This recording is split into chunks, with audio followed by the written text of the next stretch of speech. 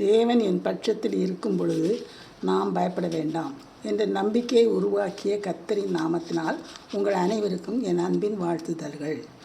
இன்று டிசம்பர் 12ஆம் தேதி நாம் தியானிக்கும் ஜீவ வசனம் 56ஆம் சங்கீதம் 9ஆம் வசனம். சங்கீதம் 56 வசனம் 9.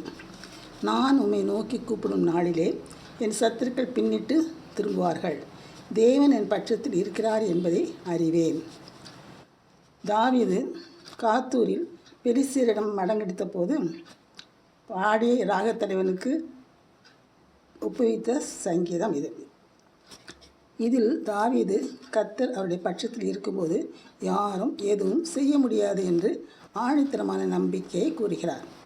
ஜெபத்தில் தாவீதுக்கு இருந்த அசைக்க முடியாத நம்பிக்கையை இவ்வசனம் தெரிவிக்கிறது. கர்த்தரை நோக்கி கூப்பிடும் நாளில், அதாவது கர்த்தரை நோக்கி ஜெபிக்கும் பொழுது சத்ருவாகிய சாத்தான் பின்னிட்டு திரும்புவான். அதாவது கர்த்தரிடத்தில் நாம் நெருங்கி ஜெபிக்கும் பொழுது நம்முடைய எதிரிகளோ சாத்தானோ ஒன்றும் செய்ய முடியாது. நம் அருகில் வரக்கூட தகுதியற்றவர்களாக இருந்தாலும் நாம் ஜெபிக்கும் பொழுது அவரோடு நெருங்கி வாழ கற்றுக்கொள்ள வேண்டும். காத் ஊரில் நெட்டையான ஒரு மனுஷன் இருந்தான். அவன் கைகளில் 6 விரல்களும் அவன் கால்களில் 6 விரல்களுமாக 24 விரல்களையுடையவன். இவன் ஒரு ராட்சத பிறவியாகிய ராட்சத பிறவி. இவனுக்கு 4 பேர்கள் காத்தூரிலே பிறந்தார்கள்.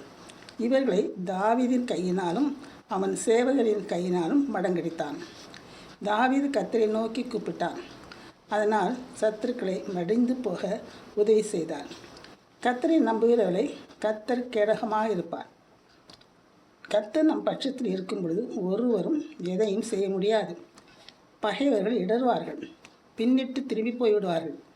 நமக்கு விரோதமாக சாத்தான் எழுப்பினாலும் அநேக பிரச்சனைகளை உருவாக்கும் பொழுது நாம் பயப்பட வேண்டிய அவசியமே இல்லை. நாம் தினமும் வேதம் வாசித்து தியானித்து நம் கருத்துக்களை ஜெபத்தின் மூலம் அவரோடு இணைந்து தெரிவித்து வாழ்ந்தோமானால் கர்த்தர் நமக்கு அருகாமையிலே இருப்பார் என்ற விசுவாசம் அதிகரிக்கும். நமக்கு யாரும் எதுவும் நம்மை அண்டாது. நாம் தைரியமாக வாழ முடியும். ஜெபம். ஆம் சுவாமி, நீர் எங்கள் பட்சத்தில் இருக்கும் பொழுது யாரும் எதுவும் எங்களுக்கு தீங்கு செய்ய முடியாதப்பா.